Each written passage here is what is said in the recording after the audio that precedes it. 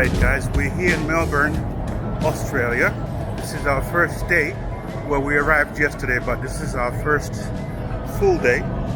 We're going for a tour. We're supposed to be meeting a guide standing somewhere with a yellow umbrella. So that's what we're looking for this morning. The dude at the street corner with a yellow umbrella. So that's the walk you see this morning. Hey, we're in Melbourne, and I'm on my 7th continent. So, yeah, I did all 7 continents now. Come at me. What you gonna say about it?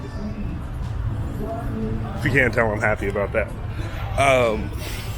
But yeah, so today we're going on a city tour of Melbourne with some kind of artisans or something. I think it's a big group tour. Should be kind of interesting.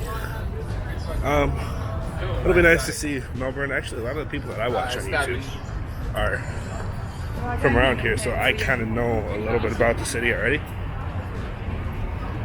So it's kind of nice. But yeah, before we get into this video, please don't forget to like and subscribe, and we'll see you guys in the video.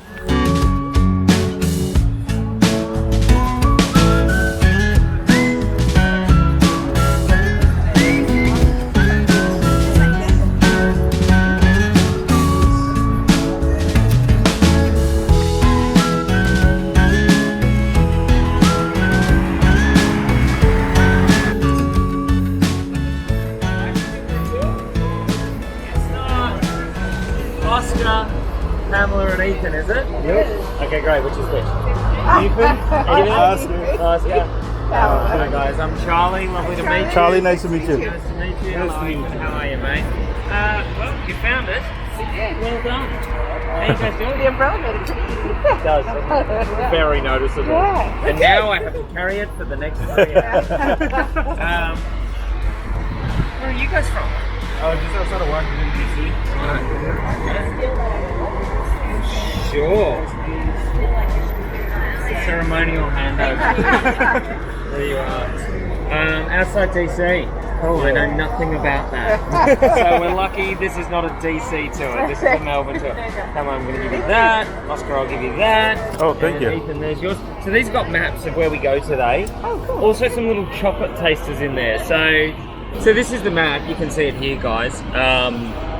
Basically, we wind our way sort of down and through the city, and then we're going to loop back and kind of just almost parallel ourselves. This is for your standard lunch stop, which is up in ACDC Lane, but we'll probably finish about Hogie Lane, and then we'll do our lunch because you guys have booked in for lunch. So we'll all get back to here. See where it says Transport Public Bar? First floor is this nice restaurant called Taxi, just over here. So we'll finish back here, and what that will hopefully do for you guys is show you where we've gone, but bring you back to where we started, so you get your bearings, a little bit of a feel for the city itself. What's ACDC Lane? Yeah, ACDC. Are you a music fan? Yeah. Do you want to make sure we fit that in? Well, I was wondering if it was a reference to the band. It is. Oh, it is, okay, yeah. So interesting. the Lord Mayor in 2004 started renaming streets to recognise famous Australian and Melbourne kind of acts. ACDC is Australia? Yeah. You didn't know that? Come on! Wow. I'm embarrassed. I'm very embarrassed. They were born in Scotland, though. But I admitted it. That's right. You did great. Well, you kind of asked. You didn't admit. You asked. Well, look, I tell you what. We'll make sure we fit that in as well. So we came. I'm just trying to figure out where we came from on this map. So we came from the convention center. We're at a hotel right down here. So this is DFO. Okay. Pan Pacific Hotel.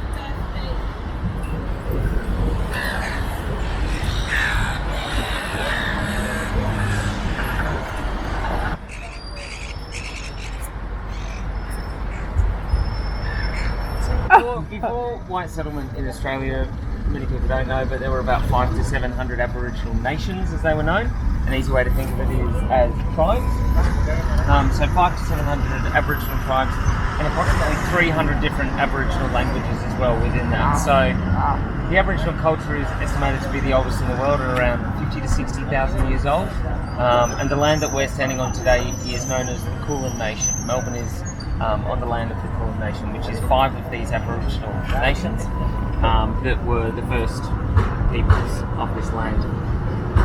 Now, in Melbourne, the first white settlement came with a man named John Batman, he's a very important part of Australia's history, whether people like him or not, because he was the first man to sign a treaty with the Indigenous people. We still don't have a national treaty. We still don't have any state-based treaties with our Indigenous people in Australia.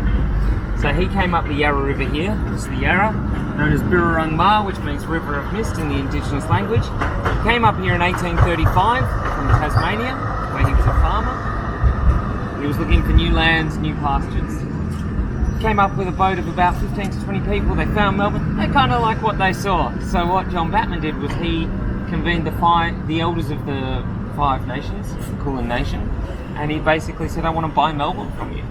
Now, he didn't buy it with money, because money was no good to the Indigenous people, but he offered them practical goods like clothing, tools, textiles, things like that.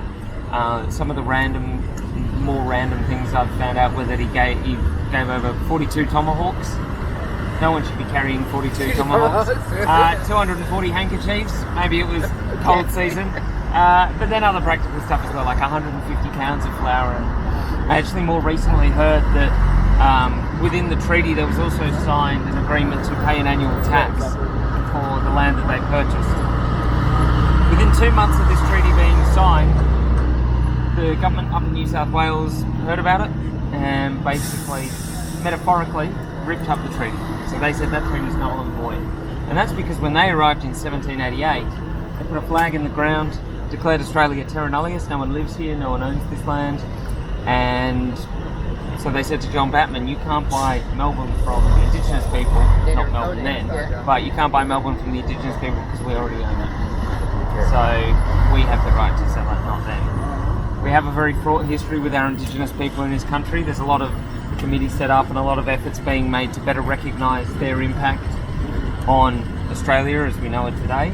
As we do in the States with the American Indians. We stole all their land. You guys don't own shit, we own it now. Yeah. So it's a really difficult, complex situation, but do you still have a lot of Indigenous people here? We do, but you won't see a lot of Indigenous people in Melbourne or Sydney. You've got to go further north, more inland, and then Western Australia. There's better representation as well. So we're going to Ayers Rock. Yeah. Beautiful part of the world as well. It's like otherworldly. It's incredible there. So, a lot of flies. You guys ready for the flies? We have bug spray, so... Okay, well you might need more. I don't know how much you got, but you'll need more. So that was in 1835 John Batman arrived. In actual fact, John Batman later wanted to name Melbourne Batmania. So, didn't get the green light there, but... I reckon DC are pretty happy about that, because otherwise the biggest part of their franchise would have been like, I don't know, Duckman or something, who knows. Duckmania. So that was 1835. Despite the treaty getting ripped up, colony continued to sort of grow, and in 1851 gold was struck, and that was a game changer for this city. So gold was struck in a place called Ballarat, 60 miles northwest of Melbourne. And that brought incredible wealth and opportunity to the city. A lot of what we see today in the city is going to have been built with that gold rush money, but also the opportunity that stemmed from it. We still recognise our gold rush up on the Eureka Tower, our tallest residential building. Top right hand corner you can see a massive gold square, and the red stripe, that relates to a miners' rebellion that was called the Eureka Stockade. Basically, the government saw a lot of people making a lot of money with this gold rush. They thought, oh, that's cool, we'll make some more money too. Taxes go up. In very shorthand.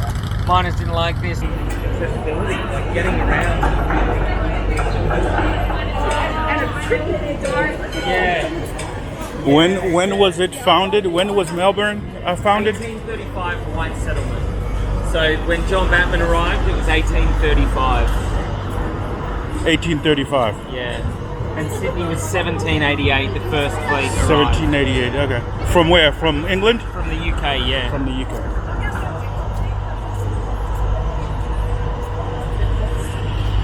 So this is Flinders Street Station, named after Matthew Flinders, the first man to circumnavigate Australia.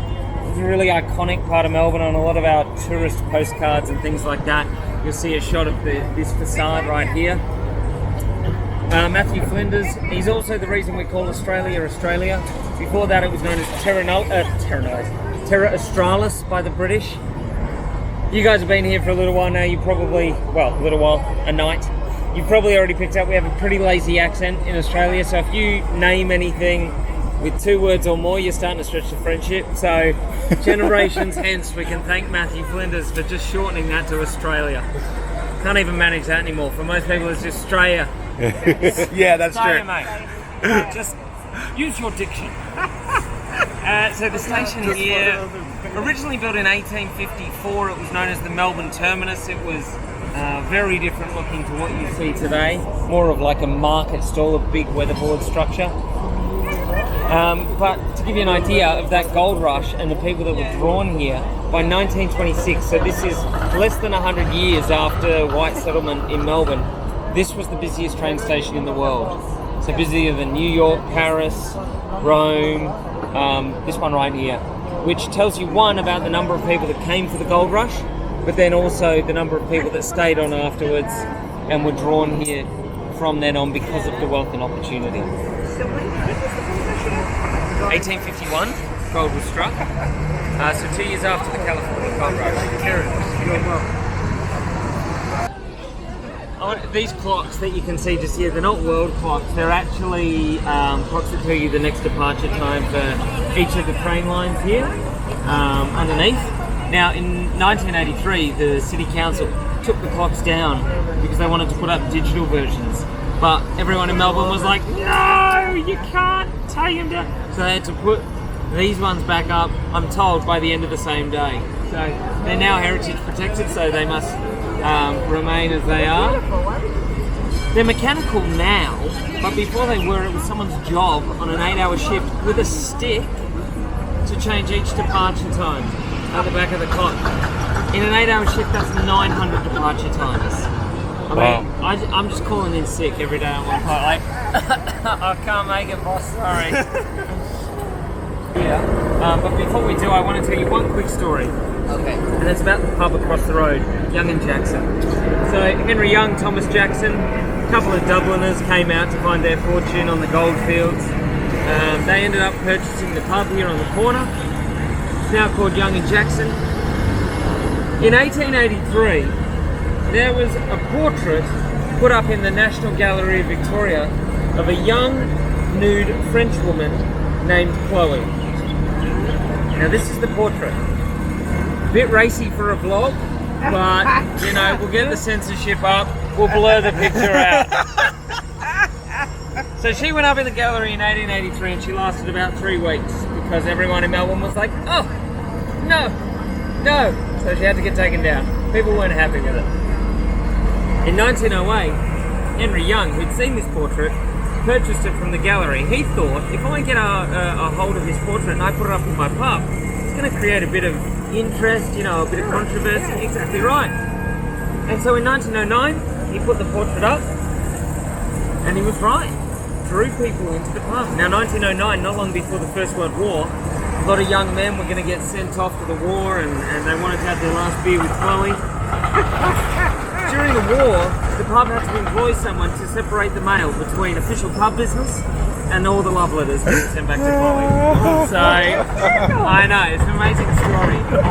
She still stands up there today. Does she really? Yeah, you guys can go and have a beer with her after lunch this afternoon. She now, I'm told she stands behind 8mm thick bulletproof glass. I don't know who's going to shoot a painting, especially in Australia with our gun laws, but she has been stabbed, guys, in the past. So, Really? yeah, in the quad. So her running days are over. Not sure how much running paintings normally do anyway. But anyway, there you go. She's on that top level up there. Wow. You can get to it by some stairs at the back.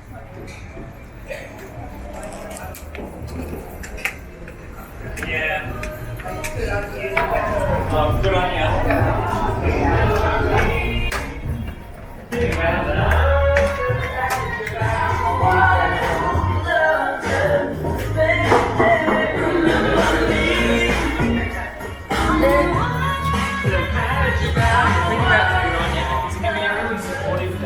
Or it can be a really negative thing. So, oh yeah, so you can be like, oh, good on ya. Oh, sarcastic. Or yeah, you can be like, oh, good on you, mate. Walk away.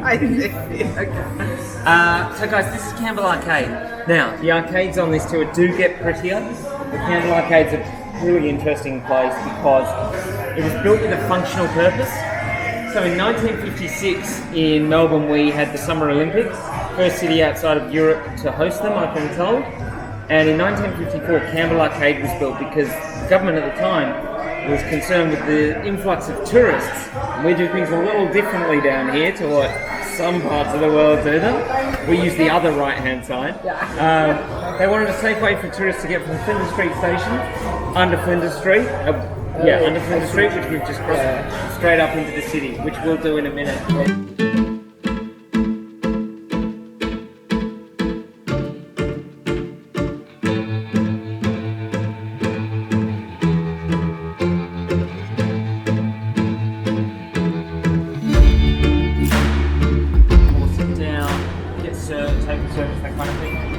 Centre Place is more predominantly you grab and go.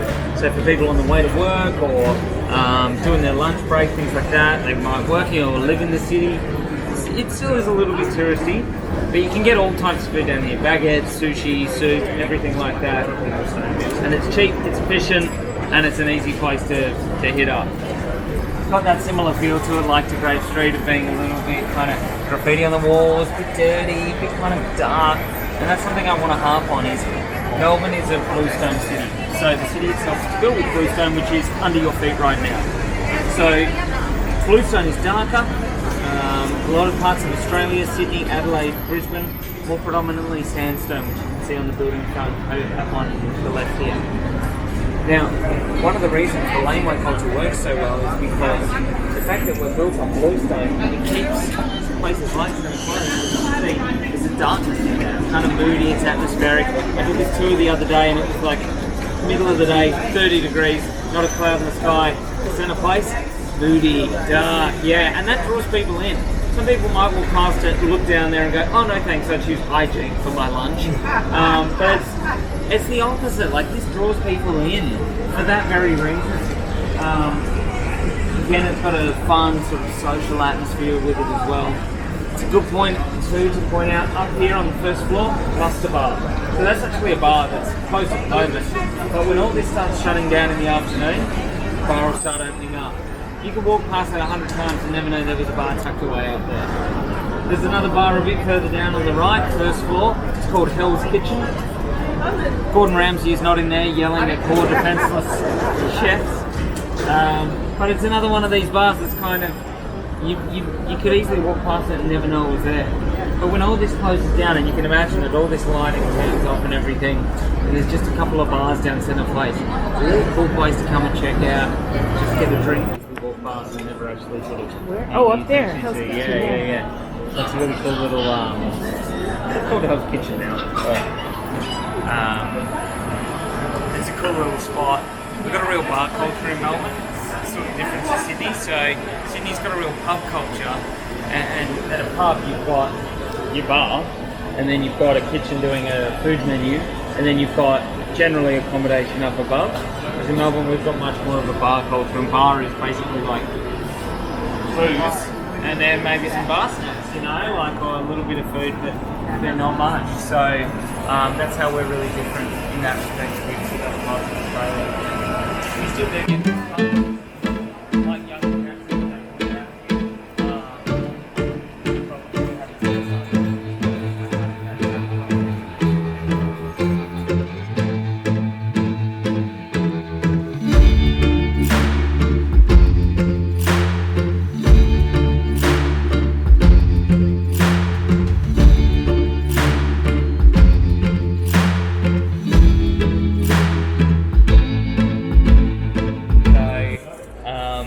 that the unique thing about these guys is they bake everything on site. So in the basement, they've got an area where they can bake all their goods, their sweets and treats. It's also a good opportunity to mention a little bit about the arcade itself. So the design of all these shop fronts is the original design. It's been refurbished, obviously, but also the glass that you see here. So enormous panes of glass And when the arcade opened in 1892, Australia didn't have the capacity to cut glass that big. So the glass that originally filled these frames was shipped over from the UK, not the UK, but from Europe.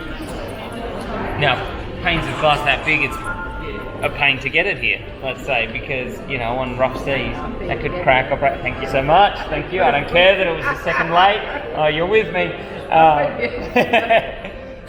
It's this thing of, you know, obviously that kind of glass will splinter or crack or break very easily. So they submerged it in what's called molasses, which is a thick, syrupy substance, and that absorbed the shocks and, you know, let the glass into condition. Get it here, put it on a horse and cart, bring it to the arcade, up it goes. Then the story is that the horses were allowed to lick the molasses off the glass, whether that's true or not. I did say that once, and a woman on the tour was like, yeah, I've got cattle and they love molasses. And I was like, oh, okay. And then in the afternoon, I told another group, that same afternoon, I said to another tour group, I was like, oh, and she said her cows love molasses. And this guy was like, I'm a Canadian pharmacist, and we give molasses with penicillin to horses, so it's more digestible. And I was like, everyone, okay, I didn't ask for this much molasses. Like, let's cool out here. I know more about molasses than I really want. So if you need to get a photo here, guys.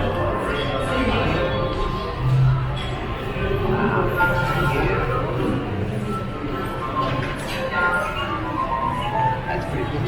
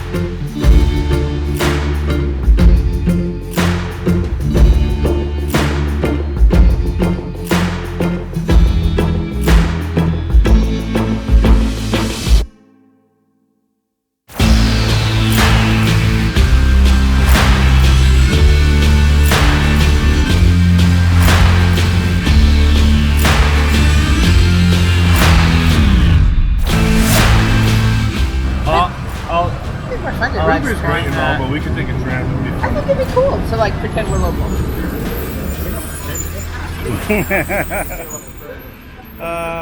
Pretend. One stop, right? Yeah. One stop? One stop.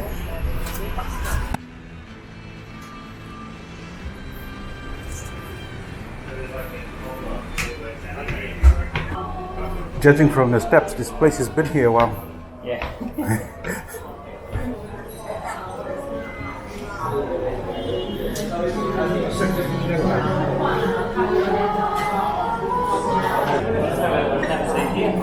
Okay. We're gonna be making clothing. Hey. Oh yeah. Oh yeah, it's part of the tour. You guys have to make me a shirt. Hey. That's how you pass the test.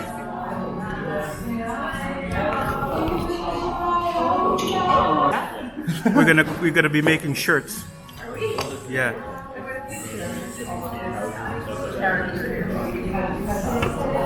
And then you got the cobbler behind you. You got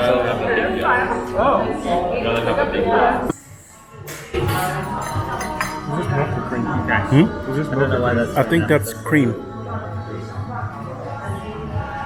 just gonna look it up on here. Oh yeah, my photo is weird. It doesn't actually. I don't understand why. Anyway. The primary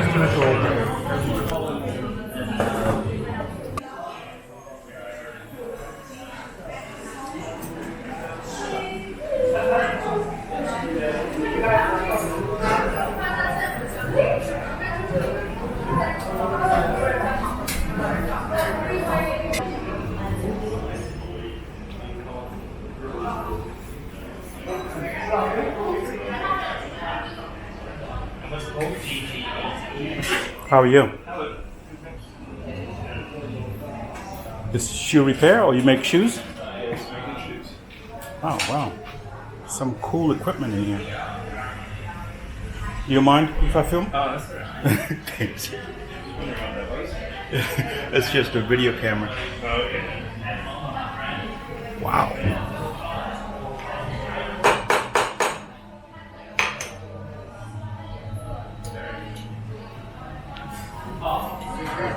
What's this for? We're vacationing, yeah. but my son and I do a vlog Okay. because he's on a gap year. Yep. So he's doing a vlog on his travels. Oh, nice. Where are you traveling to? Just Australia? Well, we started off. He started off in like Europe and Greece and Egypt.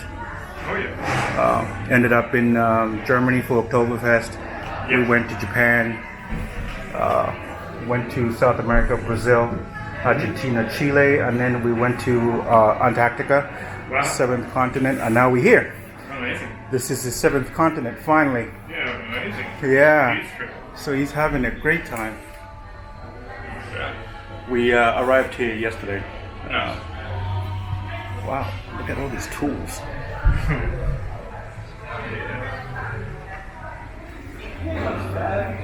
Antarctica. Did you go to Antarctica? Yes, I did. I did. Unique experience. Very unique experience. Very scary at the same time. Oh yeah. Yeah, he did a polar plunge. Oh, he did. Yeah, like everybody else was doing it. I'm like, nah, not for me. Yeah, yeah. Yeah, but we saw a lot: penguins, seals, orcas. How's the ice? With still the, there? yeah, the ice is still there. It was a little bit warmer than normal when we were there. Yeah. It was I don't know what it is, but it was like 32 degrees Fahrenheit. Okay. 32. Sometimes it got to 34, 35. Right. And then when the sun came up, it was pretty warm. You had to like take off layers. Really? Yeah. Wow. That's not good. Yeah, last I heard, the temperature was up to almost 70 degrees, which I don't know what it is in Celsius, Yeah. but everything is melting pretty much. Oh, right. So how did you get into this? I just fell into it, like, the course, just out of interest, and then Uh-huh. kept going, yeah. So you make shoes from scratch? Yep.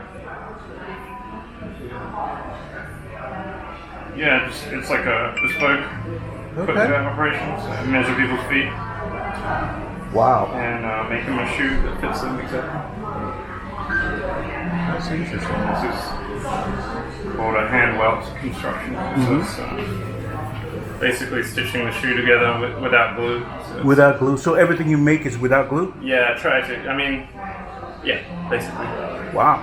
I use a little glue to hold it together while I'm stitching, but when the sole goes on, but yeah, it's not for,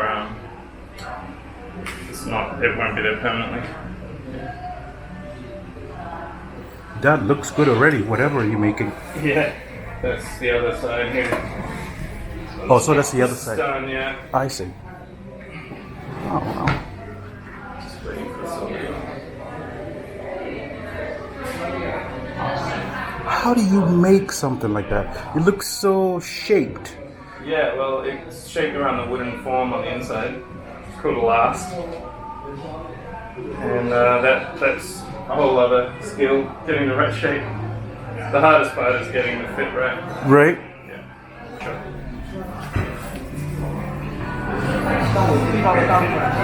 He made this from scratch.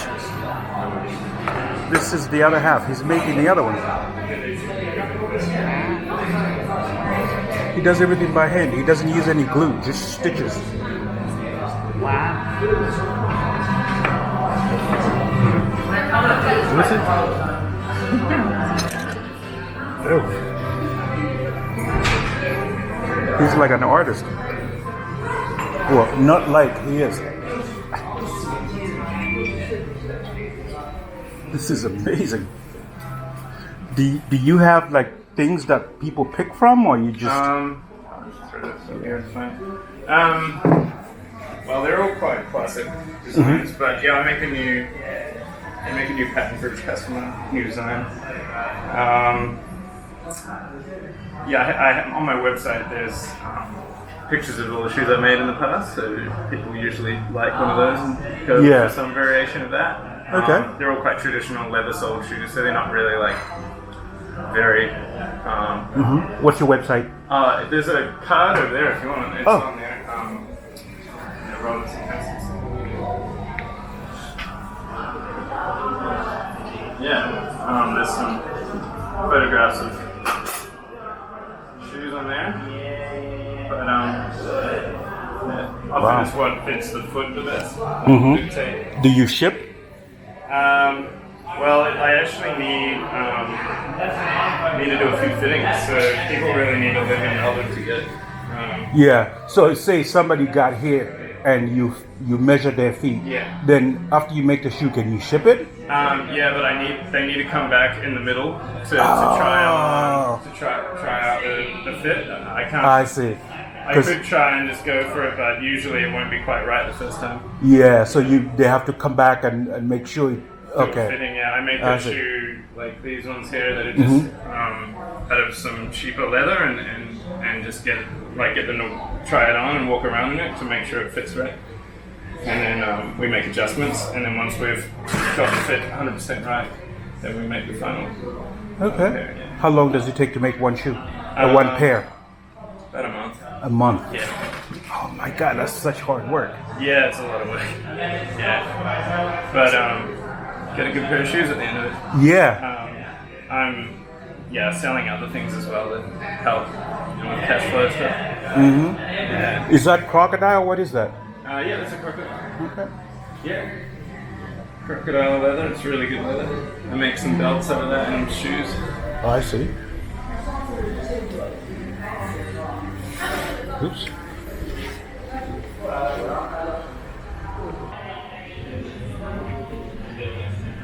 Wow. I'm sorry, what's your name? Teo. Teo? Yeah. All right, good to meet you. I'm Oscar. Hey, Oscar, Nice to meet you, man. This is awesome. I like your shop. Thank you. Thanks. I do. Wow. All right, good to meet you, man. Yeah, you too. Enjoy your trip. Thank you.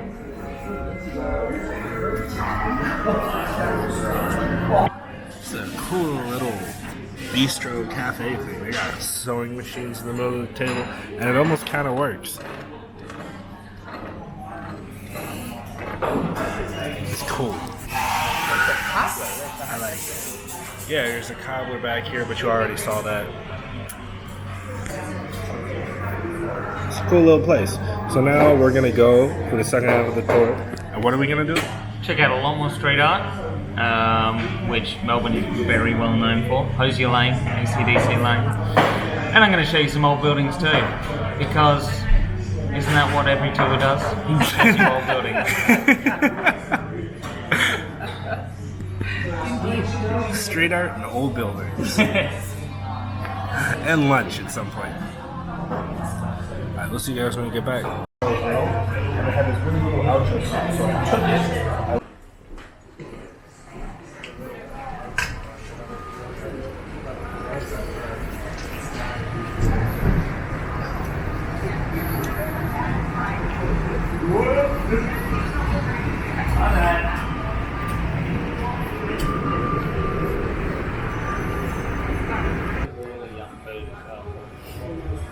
So that's the world's smallest cafe, huh?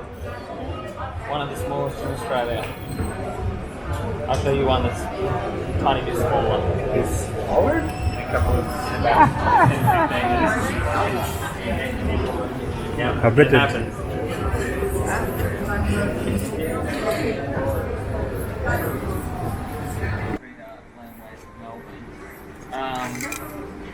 We're not going to go down here because a few reasons. One, I think there's better examples of the street art laneways in Melbourne later in the tour, and I want to spend more time there.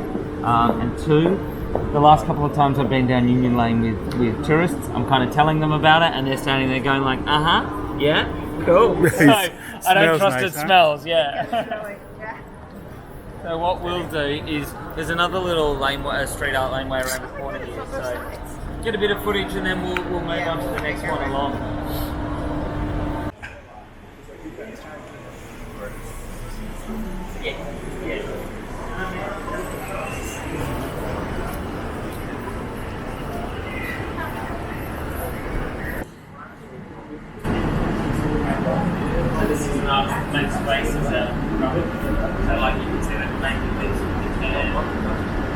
out of the packet.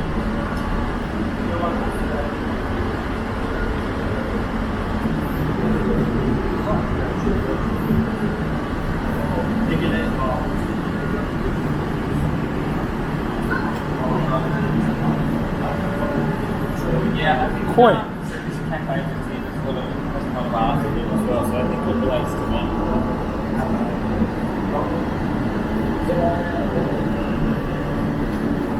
You've also got the Secret Stormtrooper up the top there, and below it you've got the painting, the oil painting of all the fruit and apples.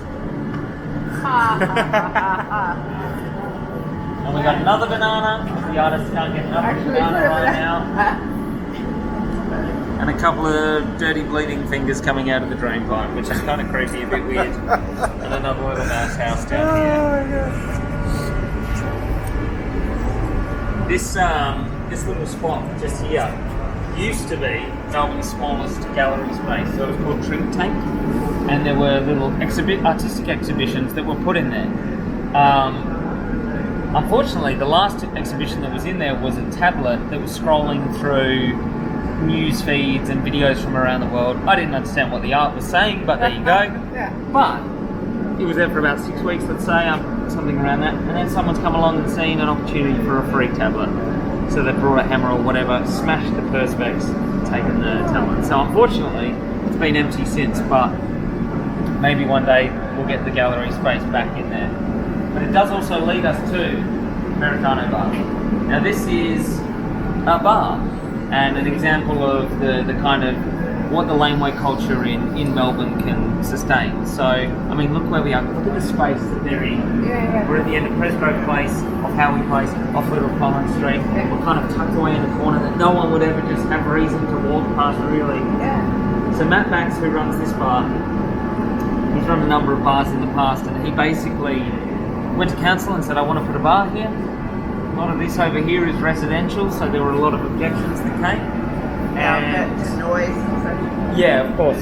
So the council went back to Matt Max and said, yeah, you can have your bar, but you get nothing on street and a limit of 10 people at any one time. Oh my god. So we now have a cocktail bar, a really lovely cocktail bar, with a limit of 10 people at any one time. You're not allowed to take photography inside. And that's an example. They're making it work. I mean, I don't know how. I suppose it's a cocktail bar, so you sell one cocktail, you pay for a week's rent, generally. But you're not allowed to take photos inside, so it's part of this sort of destination kind of bar culture in Melbourne of kind of hard to find, word of mouth. Not a speakeasy as such, but it's kind of that hidden secret bar sort of feel to it. Very cool spot.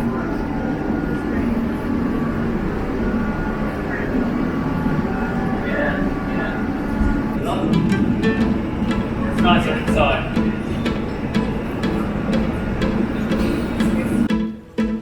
We go out for a beer, it's so clear when you're here, but we never get near enough. We drink and we dance, you don't give it a chance. Is it really romance you feel? When you're around, we both try to pretend you're just a guy, and I am just your friend. What if all of my love is yours? What if you were the one I chose? Would you throw me like dirty clothes? Or would we last forever? If you are not mine, I'm letting you go. I won't be your backup call,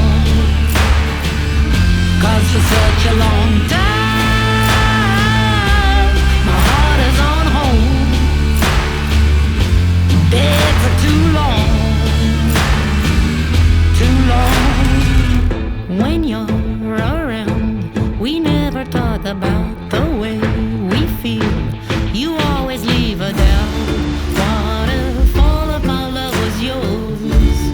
What if you were the one I chose? Would you throw me off like dirty clothes? Or would we last forever? If you are not mine, I'm letting you go. I won't be your backup call, 'cause for such a long time my heart is on hold. Been for too long. And if you were not mine, I'm letting you go. I won't be a backup call, 'cause for such a long time my heart is on hold. Like a bag of dirty clothes, just a bag of dirty clothes.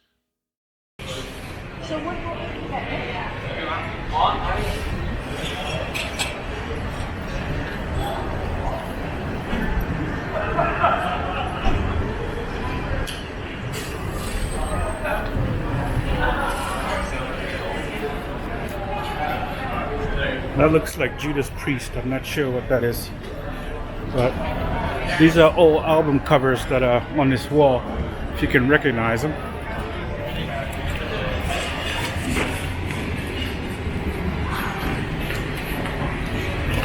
Unfortunately, this camera is not waterproof. What? Unfortunately, this camera is not waterproof. Hide. ACDC.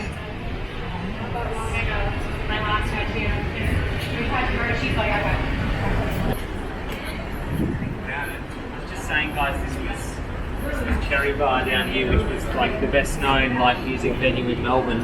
That's why it's all sort of music related with these album covers. I don't know. This artwork's amazing. There's a few tags over now, but this has been here for probably years now. Probably years, and it doesn't get painted over the same way Hosey Lane. So, I mean, it's kind of